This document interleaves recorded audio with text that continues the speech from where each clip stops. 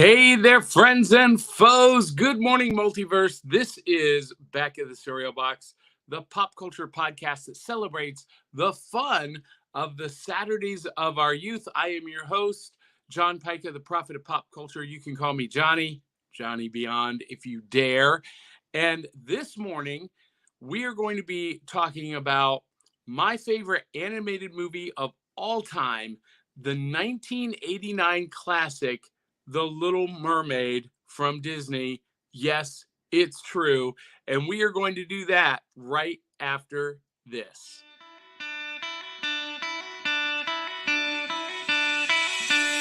It's like Coca-Cola, Levi Strauss, Johnny Carson and Mickey Mouse. The first star was James Dean, Elvis Presley, and he's still the king. Some things are only imitatable.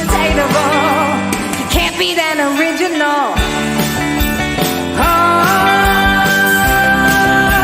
you can't beat an original.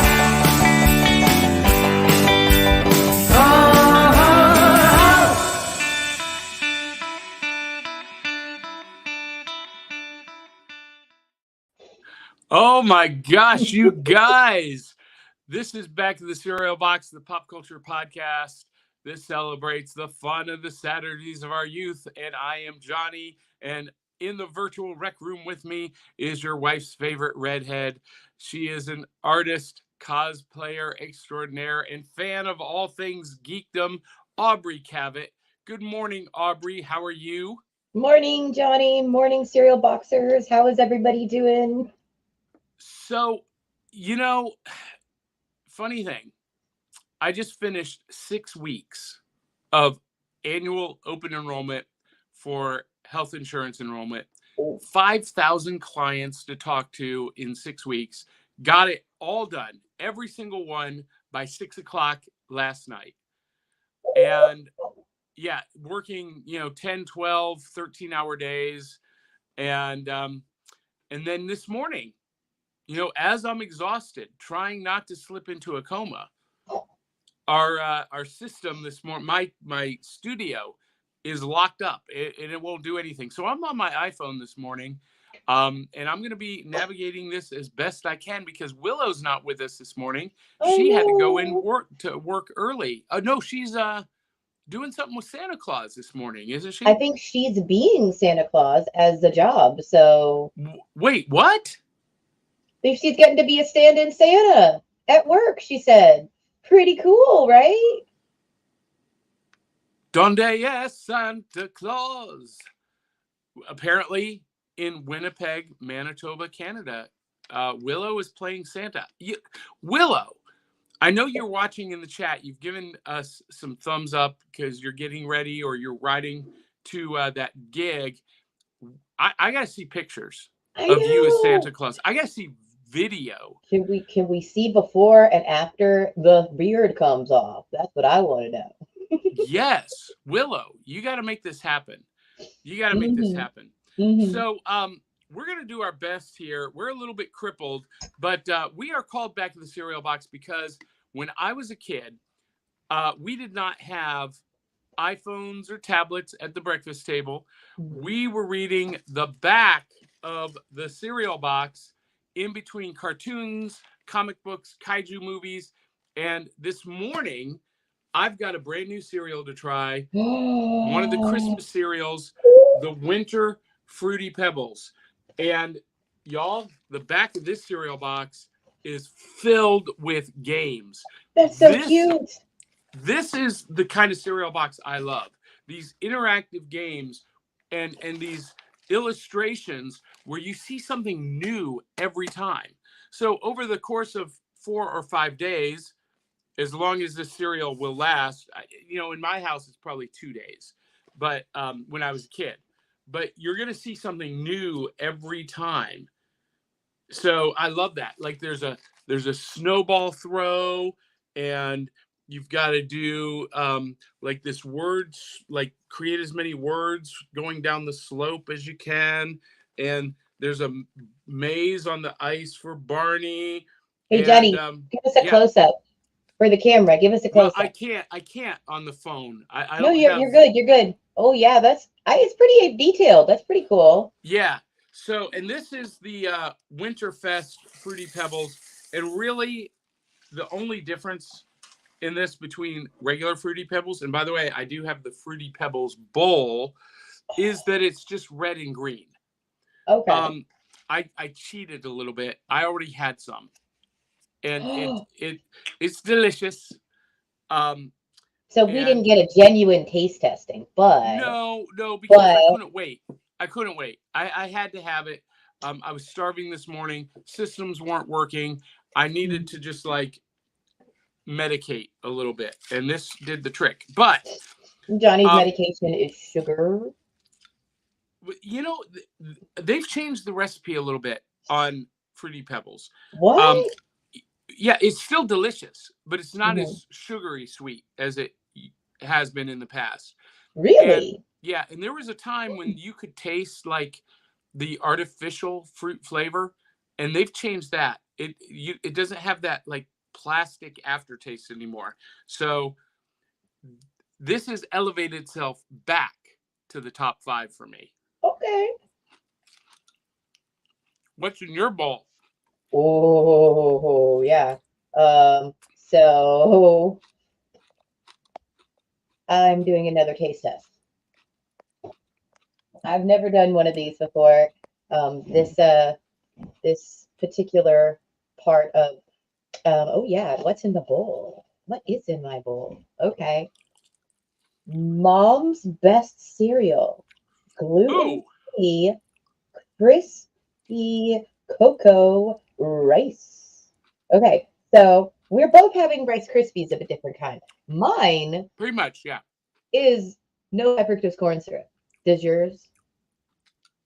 Probably. Probably. But so mom's best cereals. It says how the best days begin. Mom's best cereal. You know, we are not funded by them, but So, all right. So this is my first time. Oh, I haven't even poured it yet, so it's gonna be on my lap. Oh, it's cold.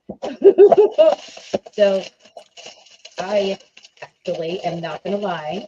My fiance already got to my cereal. This is my taste test, okay? Usually you guys see me open the box.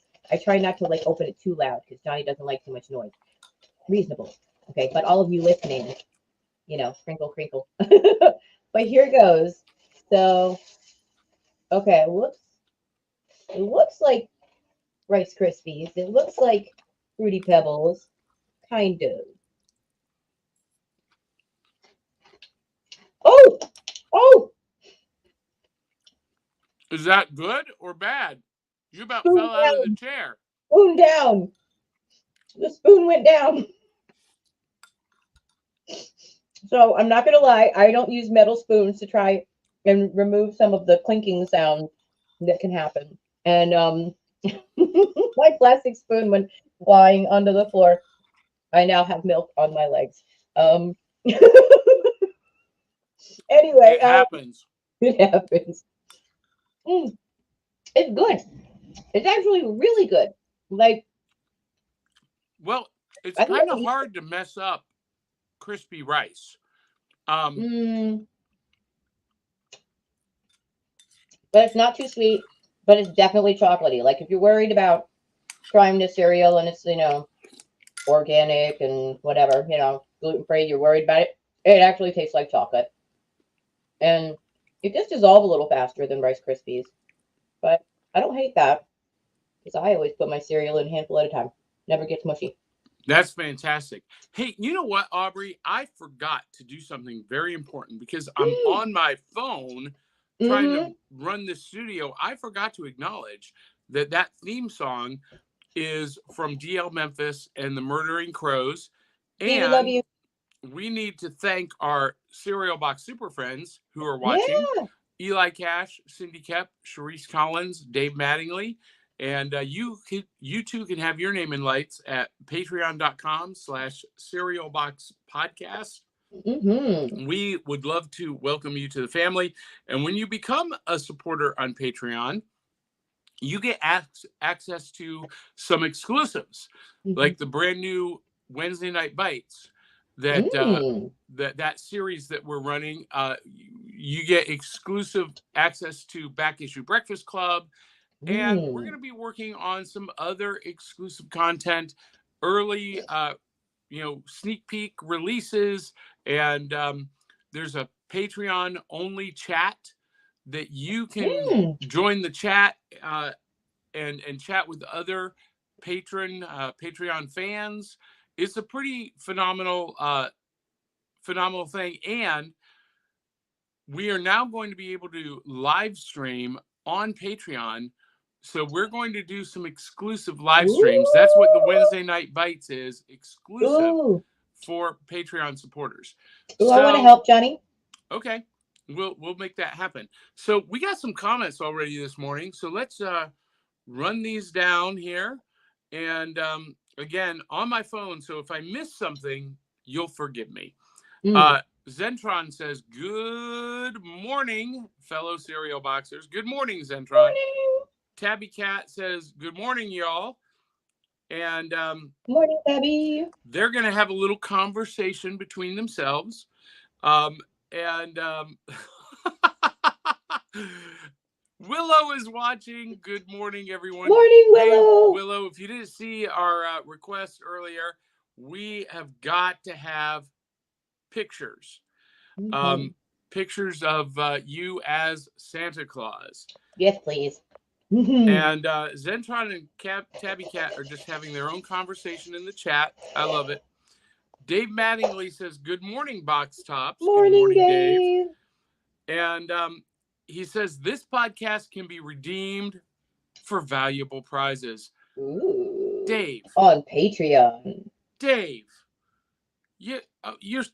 I need to put you on payroll. That's what it is. And he says, "Believe it or not, I've never seen the entire Little Mermaid film, just a few clips." Well, we're going to help you here in a little bit with that, Dave. Tabby Cat says, "Good morning, Aubrey." She says, "Good morning, Johnny." "Hello, Aubrey," says Dave Mattingly. And Dave said, "Things go wrong now and then, John, but not to worry. Now you're with friends, and we all love you." We love you too, Dave. Thank you. And Dave, am I allowed to share the big news? I'm not going to share it until you say yes. But Dave has some big news. Let me know if I can share that with our audience.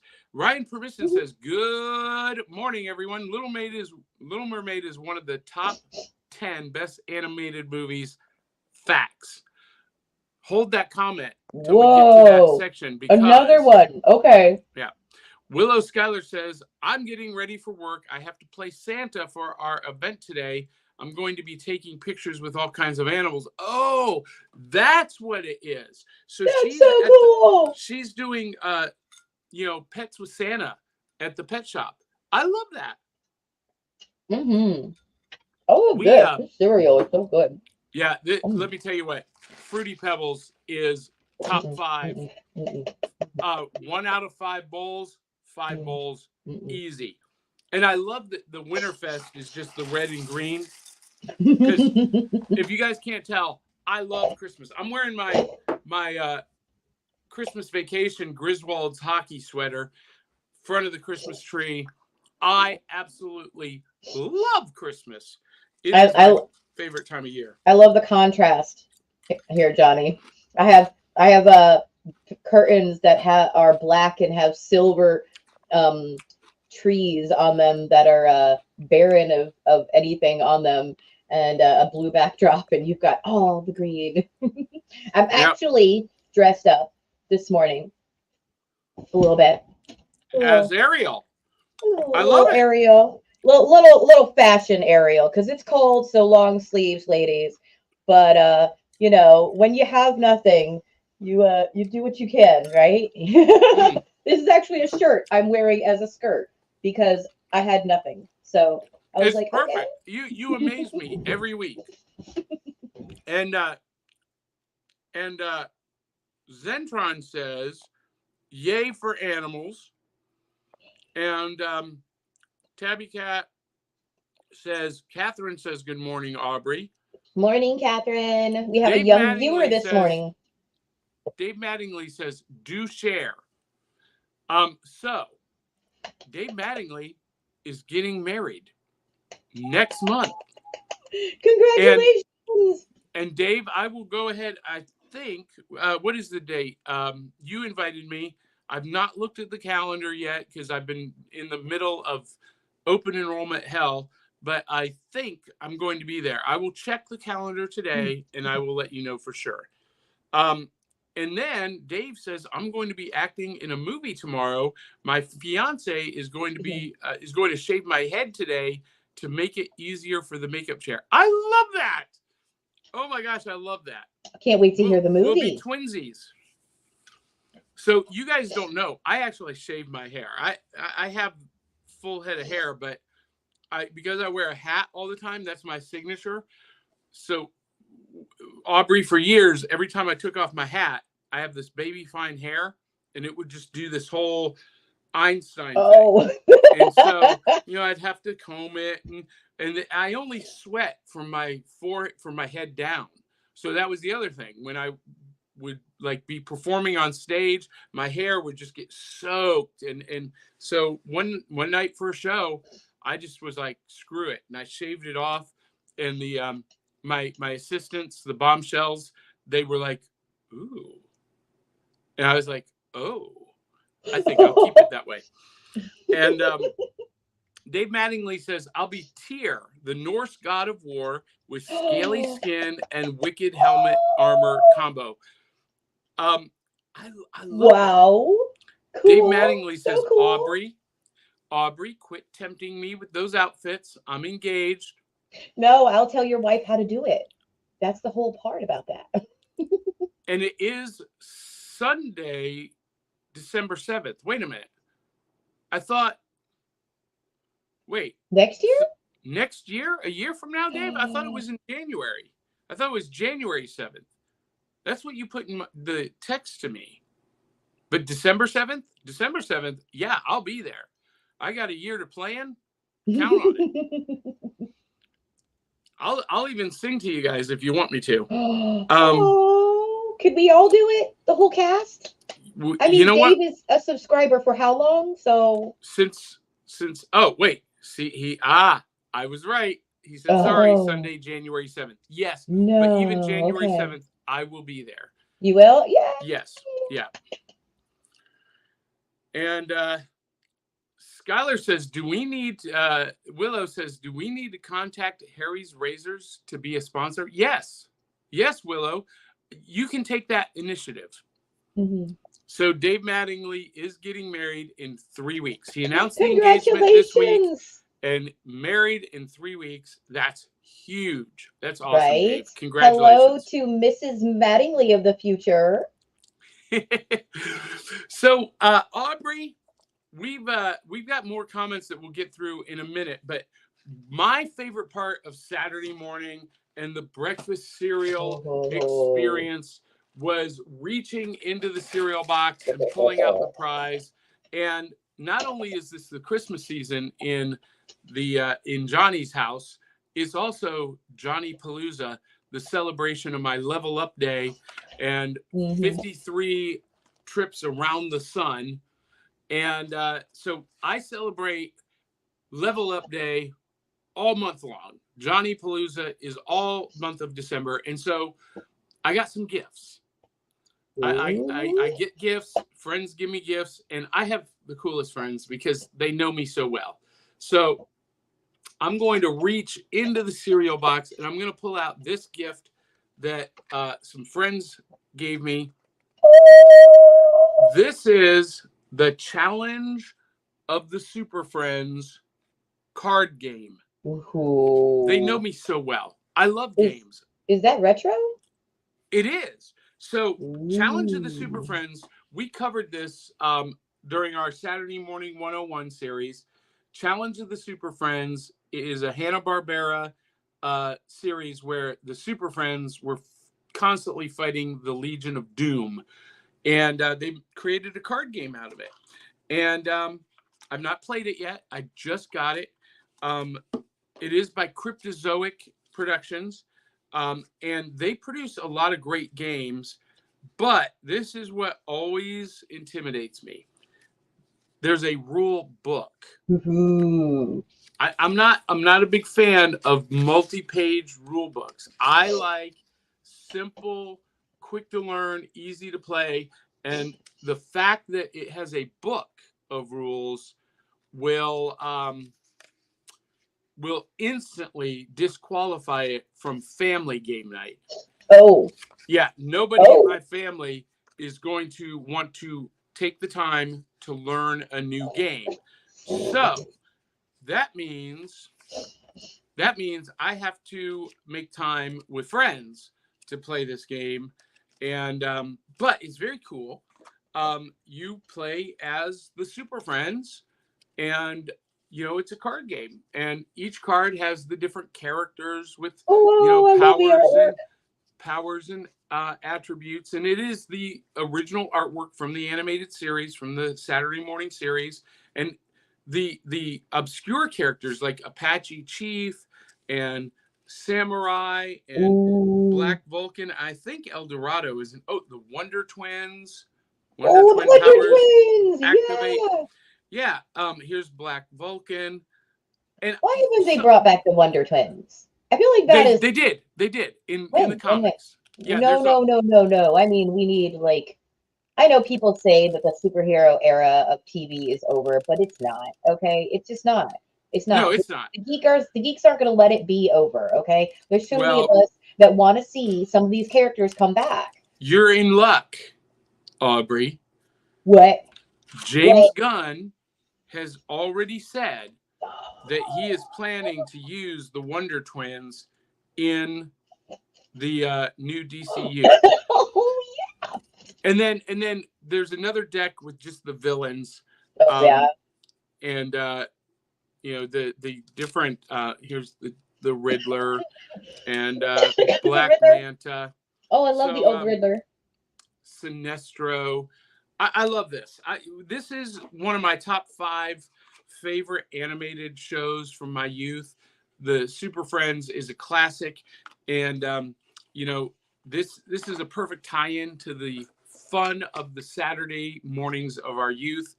I will be playing it with friends sometime over the holiday season. I'm not sure, but I was also gifted something super cool. Speaking of Saturday morning cartoons, this is Josie and the Pussycats, the complete series on DVD. Oh, that's so cool. It was only 16 episodes. So the complete series is on 3 discs. This was another Hanna-Barbera. So we've got Hanna-Barbera, Hanna-Barbera, Hanna-Barbera. There's a theme this morning. I see that. Not really, because we're going to talk about Disney in just a minute. But so I have an admission to make. I know I've seen this show, and I know the characters, but I don't remember anything specific about it. I know I saw it as a kid, but I've not seen it since. So Josie and the Pussycats were originally part of the Archie universe. Hanna-Barbera somehow got the license and created an entire universe around them, entire group of new characters and the adventures. And so I can't wait to watch this. And you know what? Just like I'm going to do a Patreon exclusive review of G.I. Joe, the movie, and that's coming next week, maybe we will do a Patreon exclusive watch along of Josie and the Pussycats. Ooh. I would totally be interested in joining in. We're gonna figure out how to make that happen. So Aubrey, do you got any prizes from the cereal box? And I forgot to do this, so because I'm on the phone. Cereal box prizes or new loot. What do you got for us? Anything? Loot. Okay, so first, real quick, before we go to that, I did forget to mention that there is a box back to this, but it is very generic, and all it does is tell you a few details about the animals that are in the pictures. But that's really cute. But yes, I do have something that is theme related. What do we have here? Okay, so I actually read some of this because I was like, I should probably know what it's about. So this is Aquaman back in the day before the movie came out. Because it shows only in theaters December 21st. That there's a Aquaman. This is Drowned Earth. Oh, okay, Drowned Earth. This is Okay, yeah, Drowned Earth. yeah. Okay, so this is like a, I believe, a 2018 maybe. It's harder in the newer comics to figure out the year. I think it's on the very back page now instead Well, of the yeah, they front. have to publish what they call the boilerplate information somewhere, Yeah, somewhere in it where I it have shows to the admit I date can't of tell where it is, publication, but this trademarks, and is whatnot. number one. Okay, and it's really starts with the classic, Atlantis, dawn of civilization. It starts there, but then it rapidly, just the next page goes immediately to a battle they're in the middle of. Yeah. And it's pretty much everybody. You can see Superman in there, you can see Wonder Woman. It's pretty much an attack on all of the sea gods, by the way. Just a tiny synopsis. I don't want to give away too much, but I have to say that I was enraptured in this. And of course, I have to show some of the cartoons and advertisements because Legos. Okay, I have to admit, guys, I was the girl who had a younger brother who got Legos, and I fell in love with Legos. Legos are awesome. They are. They are. My son and I, he's going to be 24. We still build Legos together. It's just so much fun. I have Yeah. my own Lego. I went to Lego store and made a little me because I was like, now I have a Lego. Look at the advertisements for this stuff.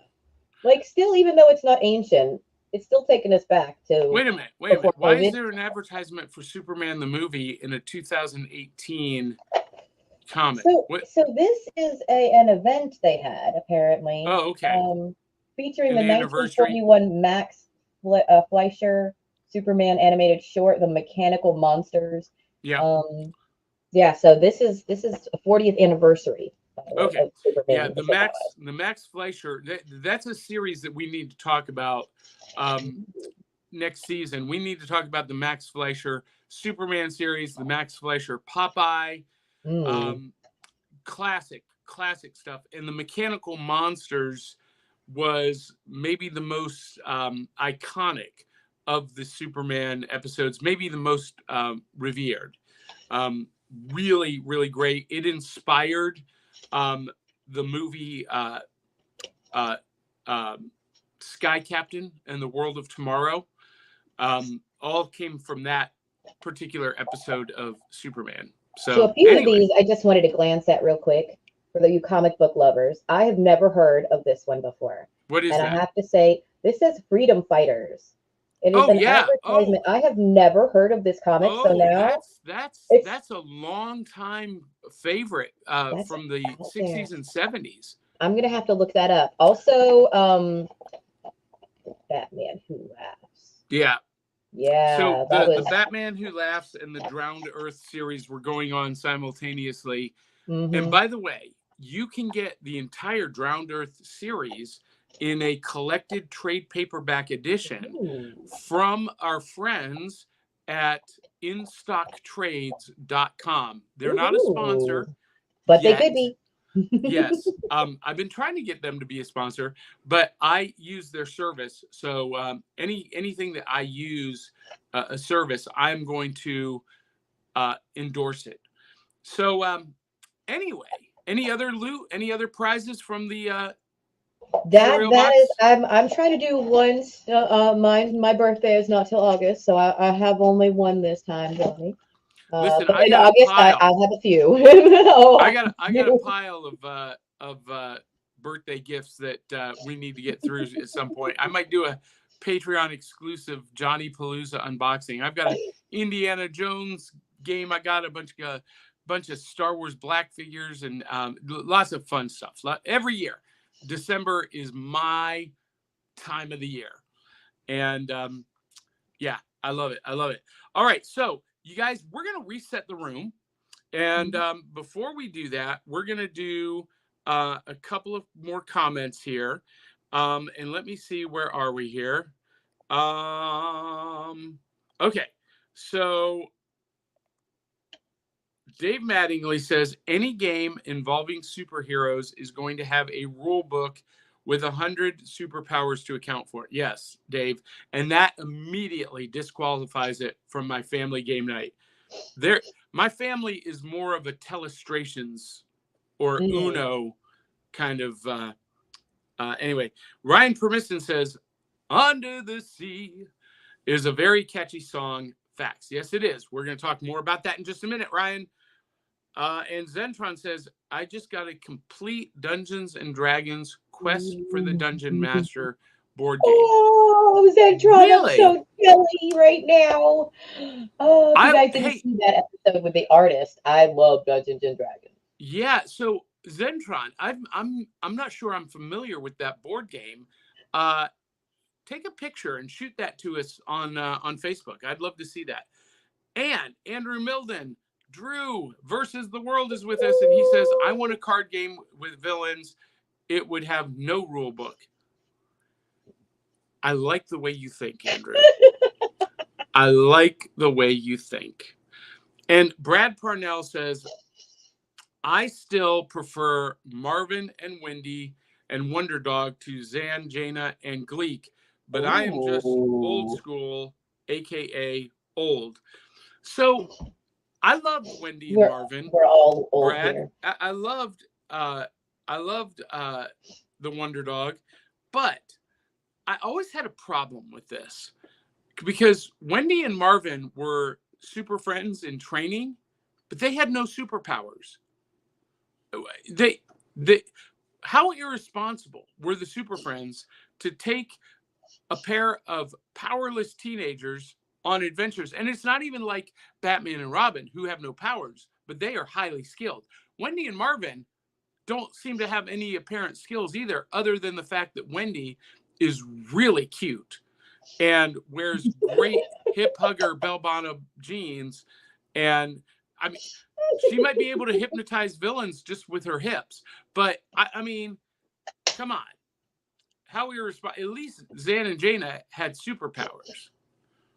Yeah, that's very true.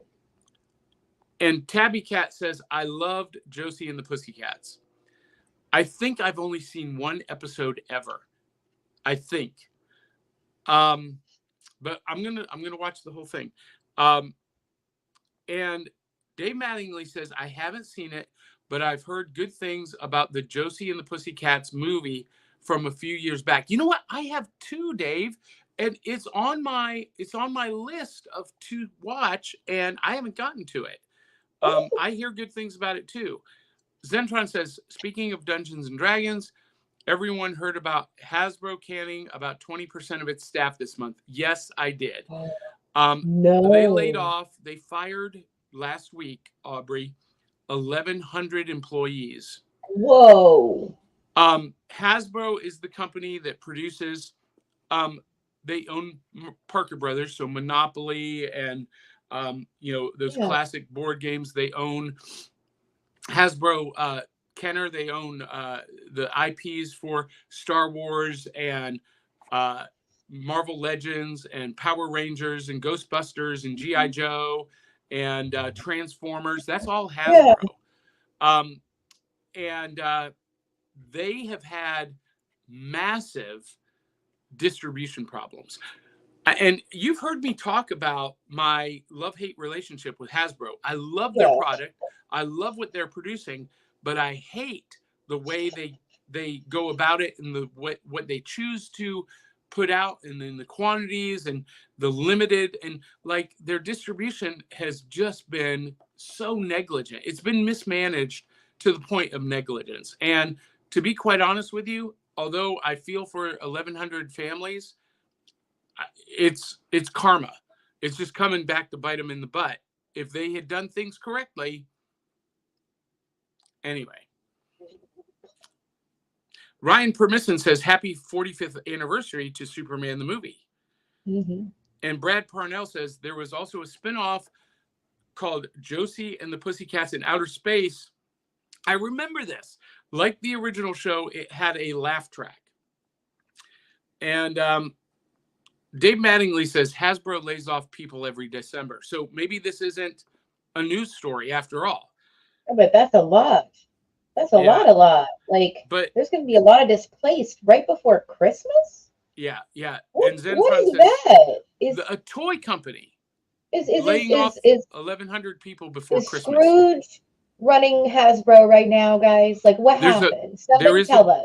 Okay, so here's what happened. There is a brand new CEO. The board of directors brought in a brand new CEO whose sole goal is to turn profits around. And the first thing he did in heartless fashion was just slash jobs. And they really also hope cut 17% earlier this year. I really hope they got something for the holidays, because that's really heartless. If not, I have to say. They get unemployment insurance.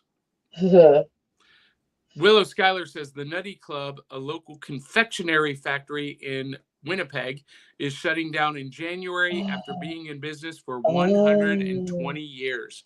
So that's a different story. So in those cases, those legacy companies where, you know, the founders are long gone and it's become a family legacy and, you know, families inherit it, by the time it gets to the grandkids or the great grandchildren, they don't want to deal with it.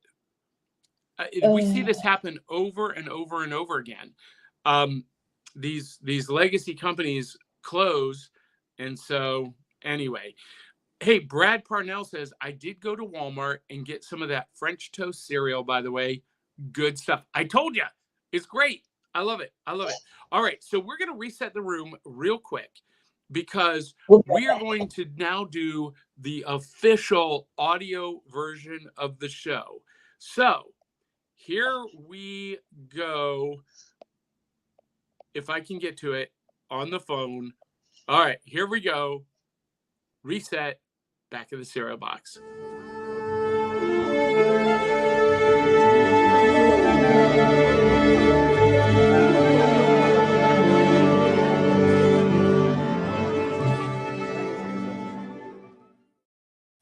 Hey there, friends and foes. Good morning, Multiverse. This is Back of the Cereal Box, the pop culture podcast that celebrates the fun of the Saturday mornings of our youth. I am your host, the prophet of pop culture, John Pica. You can call me Johnny. And Avengers comic books, Star Wars movies, and Saturday morning cartoons made me who I am today. And joining me in the virtual rec room is your wife's favorite redhead, cosplayer and artist extraordinaire, Aubrey Cavett. Good morning. Aubrey is a fan of all things geekdom, especially comic books lately. You're getting into comic books in a big, big way. But this morning... Bad. You guys are all a bad example. You're all making me go down this rabbit hole. I love it. And this morning, we've already had our breakfast cereal. We've already done some taste tests. We've already shown off the prizes from the cereal box. And if you're listening and you don't know what we're talking about, you need to tune into our live stream and see it on YouTube or Facebook. And coming soon, Aubrey, we will be live streaming to Instagram as well.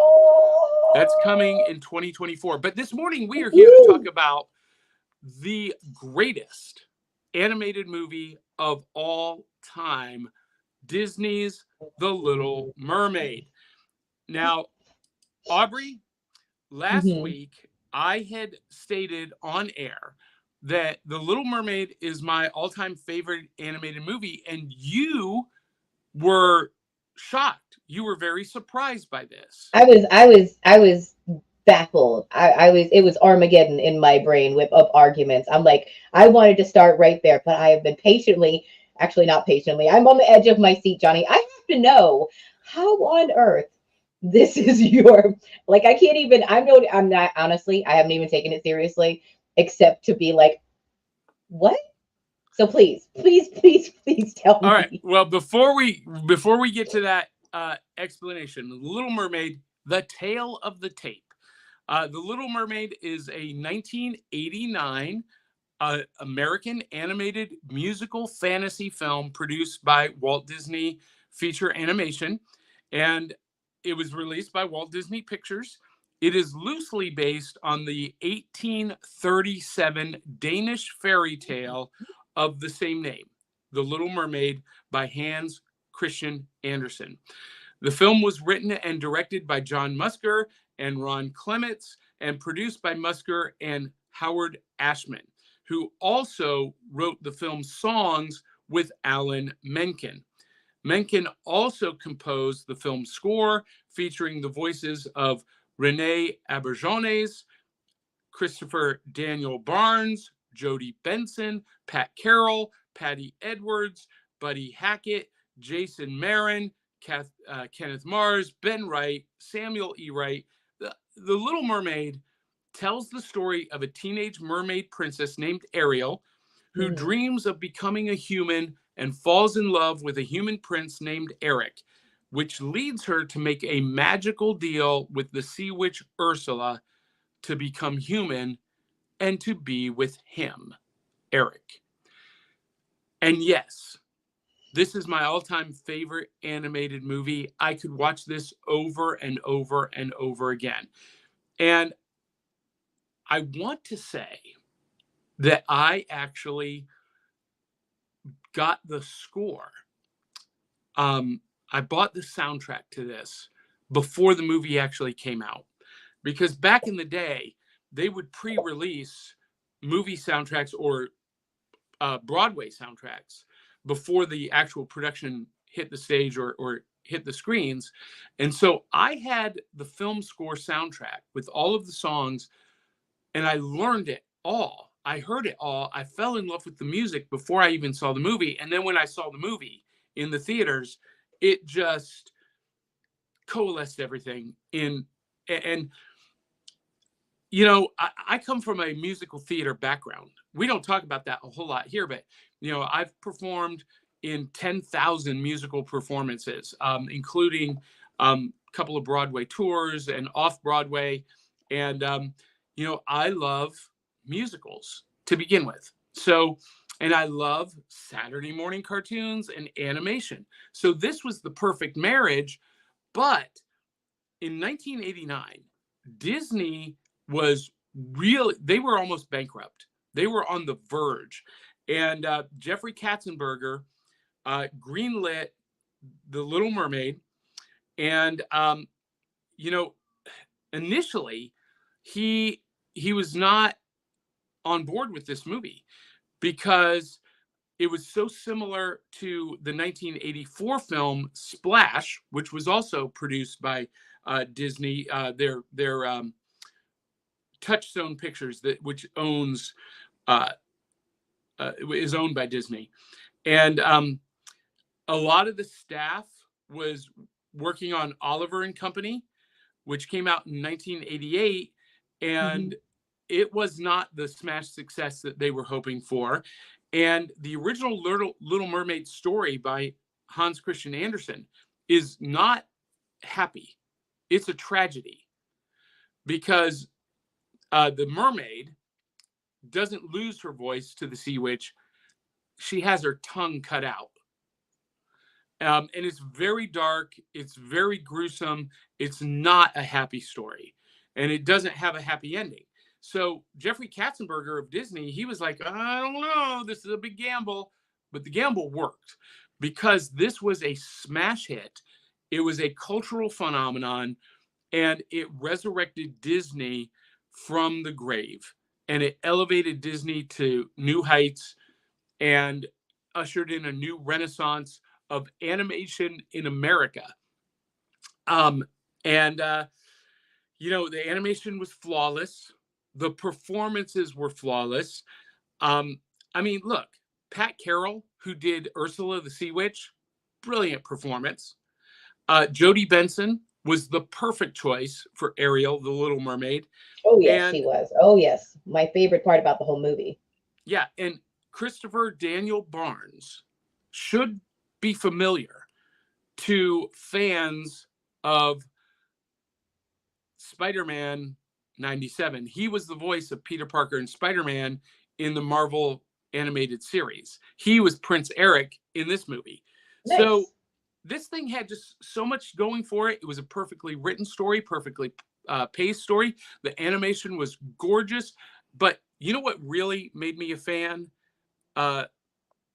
It's this scene right here. That moment, those eyes, that hair, that smile, it just, listen, I'm not ashamed to admit it. I had a crush on Ariel. Yes. And here's we have Ursula the Sea Witch. There you see her. Possible she wants you to. This is Kiss the Girl. Love that. King Neptune. And so this is a story, Aubrey, about a teenage girl who her mother is out of the picture. We don't know. Yes, her mother passed away. Her mother passed away. Their mother. I don't think that's ever actually said in the movie. But mom is gone, and dad is raising 7 daughters of Triton on his own, and all of the other girls are, they're very complacent, not complicit to father's wishes. Whatever daddy says goes, except for Ariel. Ariel has this wanderlust. She wants to explore. I want to be where the people are. I want to see them dancing. She wants to go explore and become a part of the human world. Yeah. And so she makes this deal with Ursula the Sea Witch, and Ursula steals her voice, and she gives her legs, makes her human in exchange for her voice, and she has 3 days. She is the youngest too, though. Yes. I will say, so, they usually get into a lot of trouble. Yeah. And she's a redhead. The only redhead of the bunch. And that's part of the reason why I loved her so much. I have a soft spot for redheads, just FYI. But she's given 3 days to make Eric fall in love with her and to have first love's kiss. Okay. And if she fails, she has no voice. Mm-hmm. She has no voice so everything she has to do to win his affection, she has to do, just with her expressions, with her eyes, her physicality. And she's almost there. She's this close. And Ursula does not want to lose the bet, because if Ariel fails, Ursula claims her soul and adds her to her garden of poor unfortunate souls. And so she's this close to getting Eric to fall in love with her. And Ursula transforms herself into a gorgeous princess and shows up at the palace steps and hypnotizes Eric. And Eric proposes to Ursula instead of Ariel. Dun, dun, dun. And Ariel has to figure out a way to reverse that spell to kiss Eric before the sun goes down or the sun comes up. I can't remember which one. And there's a giant conflict, and we'll leave it at that. You go see the movie to find out the rest of the I will just tell you this. It does end exactly the way you want it to. But Buddy Hackett plays the voice of the albatross, who tells Ariel that a fork is a dingle hopper. It's a dingle hopper, and he puts it in his feathers and uses it like a comb. And every time she finds a treasure, she takes it to him to have him assess what it is, and he has no clue. But anyway, love this film. I love this movie. I could watch it over and over and over. And on my ranking of animated movies, it is number 1. Now, has animation even improved since then? Yes. But at this point, it was the pinnacle of animated movies. And I am still going to say like many people consider Batman the animated series the pinnacle of Batman and Saturday morning animation, I'm going to call The Little Mermaid the pinnacle of animated movie musicals, the pinnacle of animated movies. There you go. Questions? Comments? Okay, yeah, I'm just very I'm still confused. Okay, so my takeaway um is I still think it's adorable that it's your favorite movie. So did you see it the year it came out? Oh yeah. Oh yeah. Okay. Okay, then and it was instantly your favorite, or has it just been Oh yeah. like wow, okay. Yeah, Okay. instantly. And so it came out in 1989. I was a Hmm. senior in high school. And so a bunch of us from the theater department went and saw it together. Yeah. I'm pretty sure I saw it with Valerie Davidson. Valerie, if you're watching, because we're still friends, I was head over heels in love with Valerie Davidson. And we saw a bunch of movies together that summer. We saw The Untouchables and we saw The Little Mermaid Ooh. the same summer. Okay. But a group of us went from the theater department, and I instantly fell in love with it. And I was doing a production that after this came out, then this came out in what month? It was it should be here on Wikipedia. But later that summer, okay, it came out in November. So the next summer, I was doing a summer theater production of Annie, the musical Annie. I was playing Daddy Warbucks in that production, and we had a cast party. And at the cast party, we played a game called Encore. Anyone who has Oh, ever played Encore, you know how much fun it is, but it's more fun when everybody playing the game is musical. They're musicians or yes. singers or Yes. because it's a song lyric battle. You go back and forth and you have Hmm. to sing the lyrics. Eight, Oh, eight, that sounds like eight so much fun. yeah, 8 words from a song with a keyword in it. Well, this game of Encore, every song was either from The Little Mermaid or from Les Miserables, which had come out Ooh. a few years earlier. So yeah, it was a marathon game of Encore, and it was, oh my gosh, it was so much fun. But yeah, everyone was singing The Little Mermaid. This was on everybody's lips in the theater community back in 1989. Yeah, big ballads. Big ballads. So for me, I was 9 when this came out. Okay. And as a ginger, not officially a redhead, technically I'm a ginger. This is extra added for costuming. Um, I fell in love with it instantly because just a lot of things, a lot of things, a lot of girls that like this have daddy issues. Because the purveying thing that that a lot of young women who saw this from a very impressionable age, I think, can say. And correct me in the comments if I'm wrong, but honestly, daddy issues. This whole thing is about this young woman stretching her legs, tail, legs, and proving that she can be something other than the king's daughter.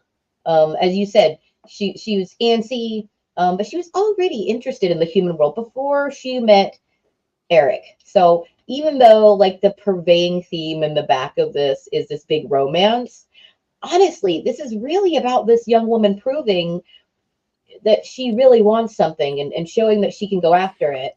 And also proving to the king, Triton, and other merfolk that human beings are not all crap. That we aren't all evil barbarians that are ready to fry them up and, not pretend they're not, sentient at all. Well, and to that point though, that theme of, you know, a young uh a young woman, but it could be a young man, because Hmm.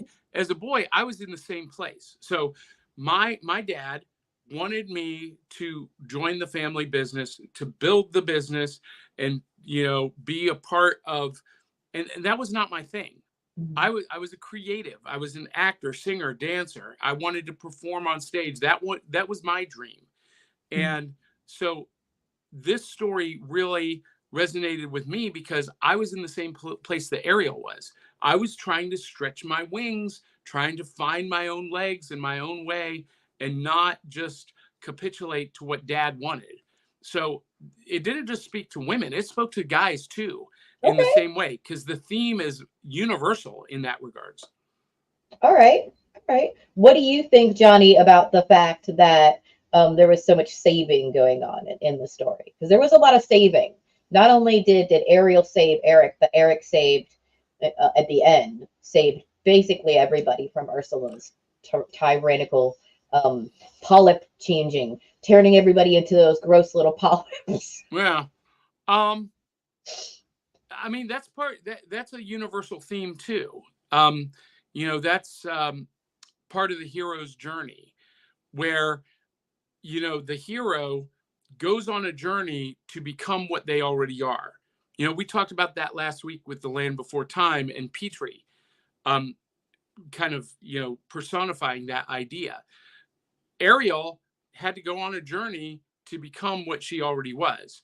And that was, a strong, can do, face any challenge person. Mm-hmm. And so, I don't find that to be like a standout trait of the movie. I think I know where you're going. In 1989, female characters weren't the heroes. They typically weren't the ones saving the day. Even in the earlier Disney princess movies, they were always being rescued by a prince. And in this case, the tables were turned, and Ariel was the one ultimately responsible for everybody's rescue. Yes, because honestly, if she had not saved Eric, none of that would have happened. That's right. He had not fought to be in the human world, they would have never figured out that Ursula was being so subversive that she was literally trying to kill the whole royal family. You know, so yeah, in this case, it really did allow a young girl that seemed kind of vapid with a lot of her intentions, to not just spread her wings but become more brave and more solidified in her idea of what she wanted to be. And it didn't. I like that it did not make her the only hero, though. I like that at the end, Eric got to redeem humanity, and show that there are humans of quality. But I also love the comedy that's in here. If people see it as a romance or a kids movie, yeah, it's a kids movie, but the funny parts in it, though they are not like super super adult, there are some stuff in there that if you're really watching, you can catch. And there's stuff for the adults because it talks about how teenagers and kids, if they really want to, they will do just about anything to get what they want. Well, so let's talk about that for a minute. So, Scuttle, the albatross, the seagull that Ariel visits on a regular basis, was really kind of a representation of that favorite uncle that you have, that know-it-all uncle that no matter what they say it with confidence and authority. They might be full of crap, but Scuttle was like, no, this is a dingle hopper, and everyone has that uncle. But no, I know. I'm telling you, kid. Yeah, but he was a real confidant to Ariel, and everyone has that confidant. So it speaks to those relationships. And then Sebastian, who was the crab, the royal vizier, who loved Ariel desperately, like his own daughter. He did. But he was conflicted because he was tasked to be Ariel's guardian, and he had to follow her around, and he was supposed to report back to Triton, and he didn't until it was almost too late. But when I was a kid, I don't want to say my dad had spies, but my dad wanted to always know what was going on. And so he was always getting reports from someone and somewhere. Ooh. So, in a lot of ways, Sebastian really represents the older brother to Ariel. And then Flounder, her best friend, the fish, is equatable to the eternal youth, the eternal child, because he's The just gonna best wingman. he's just gonna follow her to the ends of the earth, and he's not going to instigate any of the trouble, but he's really not going to do anything to stop it either. He might say, Ariel, do you think we should really do? Okay. Yeah, And he's like, oh, well, sure. okay, here we go. Yeah. So, by the way, in 2022, this film was selected for preservation in the United States National Film Registry by the Library of Congress as being culturally, historically, and aesthetically significant. Yes, yes, and yes. Wow. Wow. Now, there's been some controversy around this movie. Do you know about some of the controversy, Aubrey? About that one, the original, the cartoon? Yeah, No, I did movie. not. So, speaking of adult themes, Oh, apparently, the cover art. Well, it's not just the cover art; it's actually in the frames. Mhm. Some of the animators decided it would be funny to render some of the buildings of the Mermaid City, first day with my new tongue, as phalluses. Erect phalluses. We'll just put it that way. Kids, ask your parents. No. And This there was an angry artist, and it was just pulling a prank. And you don't drop those things on. We have a young person watching this morning. Now, I could talk about this movie for ages. It did have a follow-up, a direct-to-video release, a sequel, Little Mermaid 2, which focused on Ariel and Eric's daughter, Melody. And then it was adapted in 2008 into a Broadway stage musical. Oh, the stage musical did not let Eric do the final battle, apparently. Oh, I did. You know what? I've never seen it on stage, which either. is strange to think about. But and then it began performances on Broadway January 10th, 2008, starring Sierra Boggess. And then in 2019, ABC, as part of the Wonderful World of Disney, did a live musical stage presentation. It wasn't the full Broadway musical, but it was more like a staged reading, which had Queen Latifah play the Sea Witch. And then, I love that. And then in 2023, earlier this year, there was a live action film adaptation by Rob Marshall starring Halle Bailey. Okay, yes. And that was a great adaptation. Really good. They added some new music. They took away one song, which I was really disappointed by. One of the best songs in the movie, in the original movie, was Les Poissons. Les Poissons, Les Poissons. Oh, yes. Wait, they took away one of Sebastian's songs. Well, it was the cook, but he was trying to chop up. But Sebastian had an active battle during that song. That was hilarious. The music. Killed the yeah, there is a scene where he's in the kitchen and he escapes the cook, and they play the orchestral music in the background, but they eliminated the whole song. But instead, they replaced it with a brand new song written by Alan Menken and Lin-Manuel.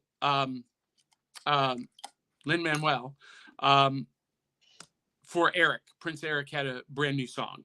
And there was 2 new songs for Ariel written by Menken and Lin-Manuel.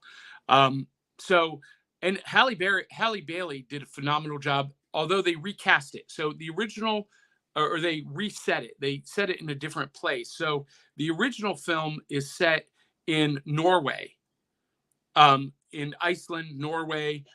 They don't really say that, but that's the origin of the original myth. or the original Oh, fairy yeah, tale. yeah, In the I live know. action movie, they set it in the Caribbean, Jamaica, Dominican Cool. Republic. So the mermaids, the merfolk, were more Hispanic and Jamaican looking, including Ariel, who was played by Halle Bailey, a young African American girl, beautiful, amazing voice. But it got some hate from bigoted, racist, misogynistic fanboy basement dwellers who tried to review bomb it. The general public, they didn't care. They just wanted a good story. But this Mm. small portion of fandom tried to ruin it for everybody. Mm-mm-mm. So we've got a lot of comments about this. Before we go to viewer comments, Aubrey, any other thoughts about my love for The Little Mermaid? Thoughts about your love for it? I'm inspired that you have this love for it, and it's kind of renewed my interest just a little bit in something that I had I don't know, I put it to the back burner a lot. I mentioned that I bought the soundtrack on CD. It was the first CD that I bought. It was the very first one I bought. The very first CD. Okay. Yeah. Okay. I mean, I did own this soundtrack. I'm not gonna lie, but I did not listen to it as much as I did Beauty and the Beast. I won't lie. That's actually my favorite. That's okay. That's okay. So Dave Mattingly says, how could this movie possibly be better than The Emperor's New Groove? Oh, right. Crunk is amazing. All right. I've seen The Emperor's New Groove. I don't remember anything memorable about it. Hot take. What? Ryan Permisson says, for me, Aladdin is number one, hands down. Aladdin is right up there. Way The good three album. movies. Yeah, the three movies that came out, one right after the other, Little Mermaid, Beauty and the Beast, and Aladdin. And Aladdin came out when I was a sophomore or junior in college. And yes, that is right up there. Top five, top three, definitely. And all three of those movies, by the way, Aubrey, at one point, I had the entire soundtracks memorized for all three movies. That I understand. Yeah. I could like word for word the whole Beauty and the Beast movie. Just don't even need to hear it. Just put the movie on and I'll sing it. Dave Mattingly says, I was never interested in the movie since it didn't have the original tale's seafoam ending. Ooh, Yeah, that's fair. You're a little bit dark, Dave. I told you the original fairy tale did not end well. No. And Ryan Permisson says Tarzan is in my top 5 now. I know you recently saw that, Ryan. Did you see it for the first time? I love the Tarzan movie. And, you know, if you take a deep dive down the Disney connected universe theory, Elsa and Anna's parents in Frozen were headed to their cousin Rapunzel's wedding. Yep. And apparently the ship that crashed, that got shipwrecked on on the Jungle Coast, was Elsa and Anna's parents, who were pregnant with Tarzan. Tarzan is the brother of Elsa and Anna and the cousin of Rapunzel. But there's more. Did you know that Ariel's mom appears in Peter Pan? She is one of the mermaids of Mermaid Cove. Oh, I did not know that. So much interconnectivity. There's more too. That is a lot. That is a rabbit hole, definitely. Yeah, we'll dive into that some other times. Tabby Cat says the original story, like most of those eras, was absolutely brutal. Yes, it was. The original Little Mermaid movie or fairy tale. Why would anyone think that this would make a good children's musical? And that's what Jeffrey Katzenberg was thinking. He was like, this is brutal. It's awful. Why do we want to do this? But they proved him wrong, and it became a cultural phenomenon. So Ryan Permisson lists off a bunch of Disney movies that he loves: Lion King, Beauty and the Beast, Jungle Book, Rescuers Down Under, Hunchback of Notre Dame are some of the greats. Okay, so Ryan, Rescuers Down Under was a direct-to-video sequel to the original Rescuers. Rescuers is better. I'm sorry. I love Yes, it Rescuers is. Down Under, but Rescuers is better. Yes. And I think in Rescuers Down Under, that's the first time we meet Monterey Jack, isn't it? Who became part of the Chip and Dale series. Yes, that is the first time. Yeah, he's introduced in that. But yeah, the first Rescuers movie, Ryan, Bob Newhart, Ava Gabor. I know. Cow. Buddy Hackett is in that. Yes, it's unbelievable. It's the one. And Tabby Cat says in the OG, it was like walking on glass and sharp stones the whole time she had legs. Ooh, see, yeah, I don't like that. Yeah. Andrew Milden says this show gets weirder and weirder. Why? Because I love The Little Mermaid and I know so much about it and so much about the story and the making of it. And you didn't know that I was into Broadway musicals. I'm about to drop a bombshell on everyone. You be ready. Don't let me forget, Aubrey.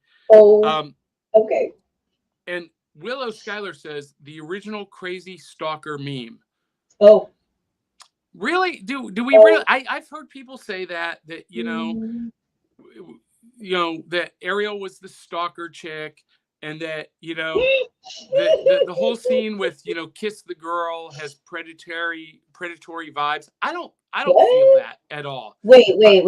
Somebody said something about that. What is that?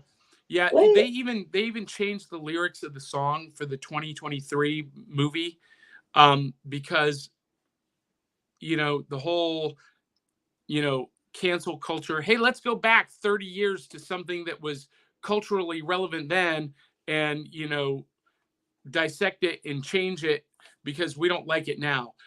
There's a lyric, and I don't even remember which lyric is. I can't think of what it is, that some people consider to be predatory. This is my face. Anyway. Are they the same people who say "Baby, it's cold outside"? Yes. Okay. Well, I have friends like that. Both sides of the camp, and I like music. That's the camp I'm in. Zentron says, thing that always confused me, the scene with Ursula and Ariel, they're underwater. How does Ursula's cauldron, fluids, and potions not just dissipate? I have one word. Magic. Just like Trident in his amazing ability, it's that glue. And Tabby Cat even says, LOL, Zentron, movie magic. And he says, LOL. The dogs are trying to get into the studio. They're not coming in. Tabby Cat says, True Love's first kiss. And Tabby says, Ariel had her own ideas about what she wanted to do with her life and was rebellious because of that. Exactly. That's why I related to her so much. And Tabby Cat says, Johnny has a good point. It's a universal theme, making one's own path, finding one's own life, and becoming what you already are, and finding your tribe, she says. And Tabby Cat says, Sebastian said, teenagers, I think they know everything. Give them an inch. And they swim all over you. That was a horrible Jamaican accent. But anyway, Flounder was her ride or die, says Tabby Cat. Yes. Ride or die. And Tabby says, LOL, Johnny, I can just about quote this movie too. Yeah, there was a point years ago, I had every word memorized, every song memorized. In my older years, I've lost some of that. But yeah. Willow says, the phallic symbols. Oh my gosh. Zentron says Buckaroo Banzai is also in the library. What? Really? What? Expand on that. I don't know what that is a reference to. You were saying that the Little Mermaid movie was put down in the records as in the Library of Congress. Okay, I get it. Okay. Tabby Cat says It's okay. LOL. She went outside to play. Oh, okay, her daughter was watching. Yeah. It was like we're just. And Zentron makes a great point. In the original Cinderella, her sisters Oh, cut off yes. their own toes and heels Oh to my fit gosh. into the glass slipper. Yeah, That was brutal. the first time I read those old.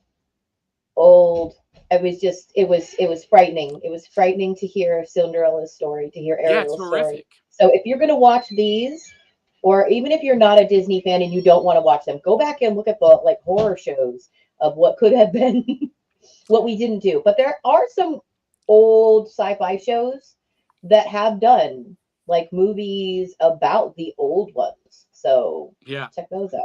And Zentron says, it's a kind of magic. Oh, yeah. Kind Okay, of magic. okay. All right. So I said I was going to drop a bombshell on everyone.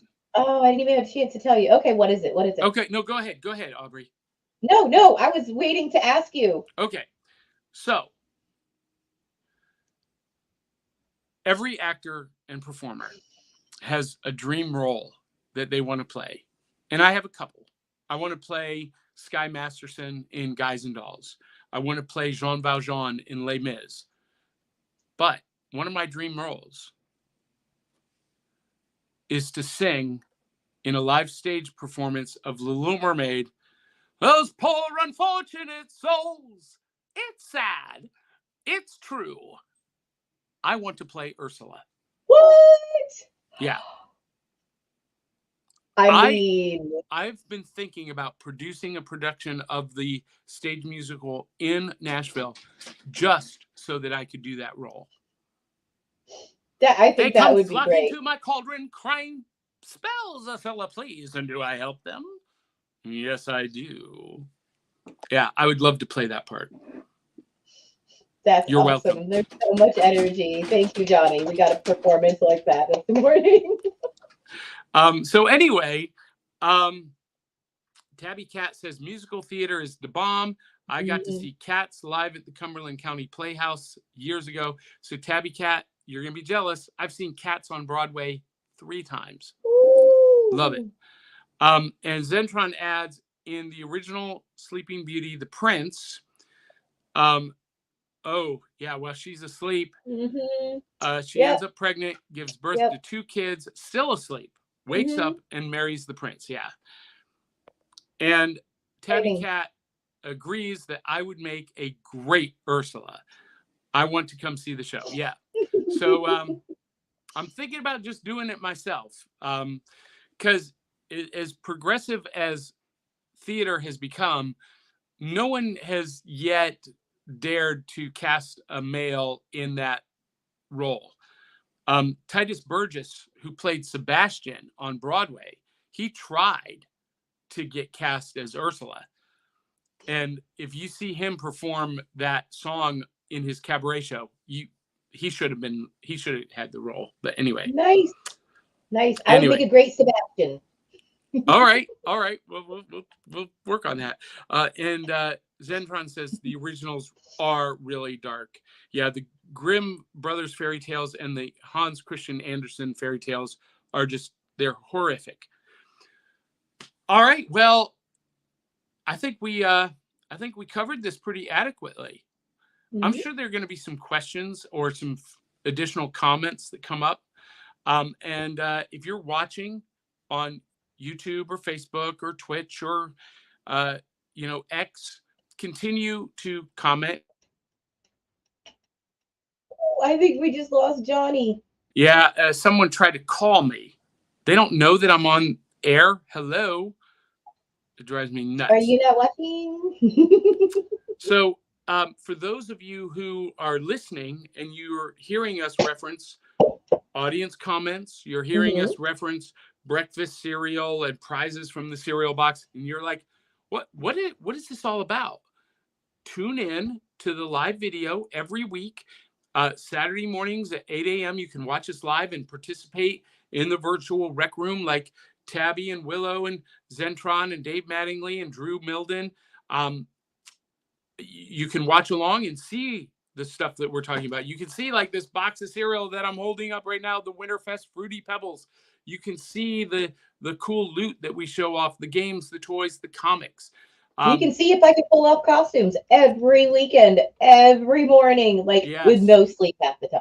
I don't know how Aubrey does it. She does a cosplay for one of the characters from every property we do every week. I try. You know what? And there's the thing, guys. It's sometimes it's just really out of the closet, like we've done before. Just grabbing and going something. It's amazing that you can do it. I love it. Now I always wear either pajamas or, in this case, my Christmas attire, and we eat bowls of cereal. We show off new loot from the cereal box, and we just have a great time. And the show is sponsored by our cereal box super friends, and we're going to acknowledge them. Woo! They contribute on Patreon. Eli Cash, Eli Cash, Cindy Coep, Sharice Collins, and Dave Mattingly. Yes. Thank you, Patreon and cereal boxers. Yeah, you too can have your name in lights at patreon.com/cerealboxpodcast. And we are also brought to you by the Tales of the Decoverse series by yours truly. The next volume is scheduled to come out any day now. You can get that at Amazon, Barnes & Noble, wherever you buy books. And, of course, we are sponsored by Nightly Spirits, nightlyspirits.com, promo code JohnP667. This is my haunted tour company. And if you want to come on a scary ghost story tour of Nashville, Christmas time is the perfect time, because there'll be scary ghost stories and tales of the glories of Christmases long, long ago. So anyway, yeah. But become a patron at patreon.com/cerealboxpodcast and support the show with $2, $3, $5, $10. If you hate the show, contribute even more generously to help us improve. And before we leave, we do have to acknowledge one of our partners, Comic Books for Kids. Check this out. Comic Books for Kids provides comic books to kids in hospitals and cancer centers across the U.S. It's a place where we can all work together to make sure every child has a comic book. 100% of all proceeds go towards the kids. It's about making a difference, and while they're in the hospital, allowing them to fly like a superhero, battle dragons, or rescue teddy bears. We are in every state in the country and now support over 160 hospitals. Every month, we add more. Visit cb4k.org. That's fantastic. Check them out. Visit us at backofthecerealbox.fun. Follow Aubrey at, what's that Instagram handle, Aubrey? Donning Even K. Check her out. Follow me on Facebook. Just check out the Prophet of Pop Culture, Johnny Beyond. And until the next time, we're going to leave you with this message from our friends, D'Elle Mempis and the Murdering Crows. Until the next time, love you, mean it. Happy holidays. And we'll catch you on the back of the cereal box.